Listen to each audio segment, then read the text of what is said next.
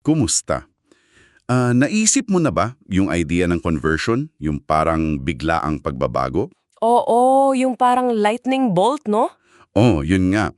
Pero paano kung paano kung hindi pala yun yung buong kwento? Baka mas, alam mo yun, unti-unti pala talaga. Magandang simula yan. Kasi yung mga sources na binigay mo, parang yun yung tinitingnan natin ngayon eh. Susuriin natin kung paano yung pagtingin sa faith bilang isang proseso, hindi lang isang moment. Baka mas totoo. At mas napapanahon na rin siguro kasi parang nabanggit doon na yung dating paraan, yung decisional evangelism, medyo. Oo, medyo may mga basyo na. Nagiging sanhi pa raw ng burnout. Tingnan natin yan. Sige, sige. Simulan natin dyan. Ano nga ba ulit tong decisional evangelism na to, based sa material? Parang emphasis sa isang moment lang, in sa isang specific na sandali. Halimbawa yung pagtaas ng kamay o yung pag-recite ng prayer. Galing yan sa mga revival dati. Okay. Pero ano yung mga limitasyon na nakikita ngayon? Sabi mo nga parang hindi na kasing effective. Oo, ayon sa mga pinag-aaralan natin, una, nag-create to ng pressure, lalo sa mga leader. Parang kailangan laging may resulta agad. Nakaka-burnout yun, di ba? Oo nga, parang quota system. Parang ganon. Tapos, pangalawa, minsan nagiging mababaw eh. Parang check lang sa box tapos na. Hindi na lumalalim.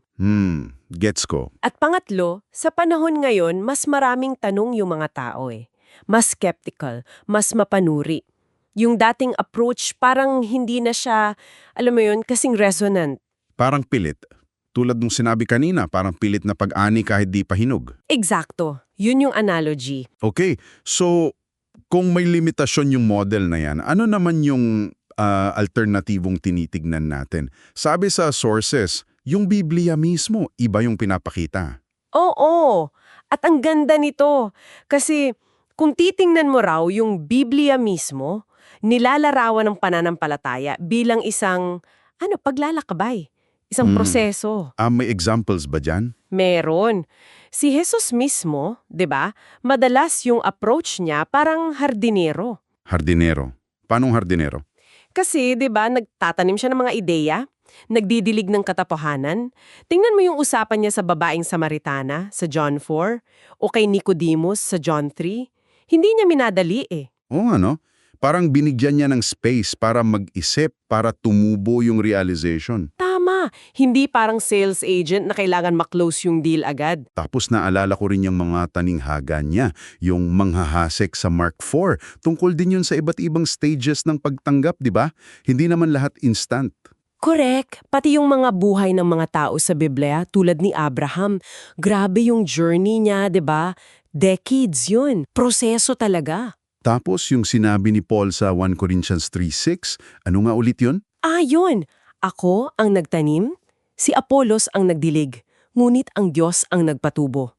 Napakalinaw nun eh. Oo, parang sinasabi na role natin is maging kasama lang sa journey.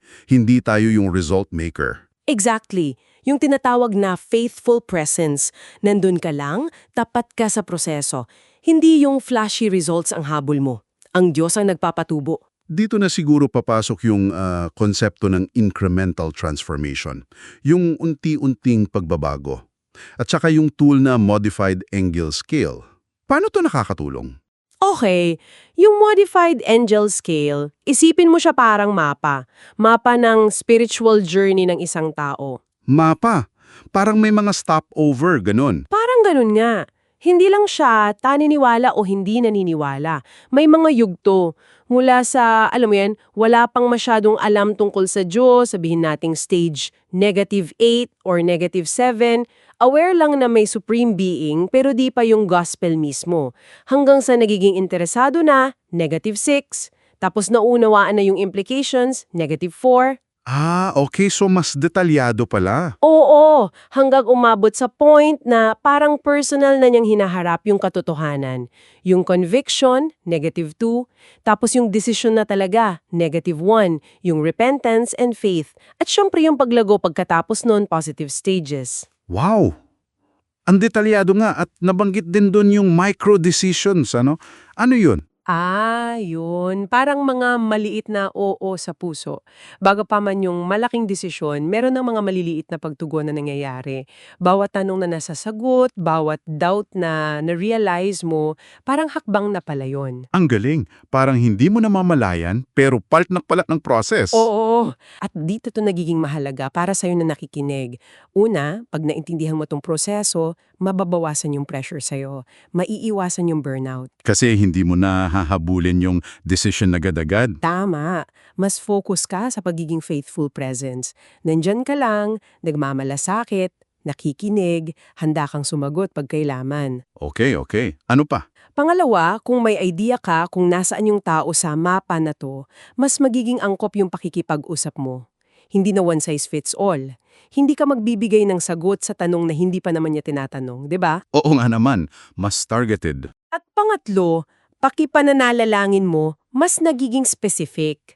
Kung alam mong nasa stage 7 pa lang siya, yung initial awareness, iba yung ipapanalangin mo kumpara sa nasa stage 2 na, yung conviction.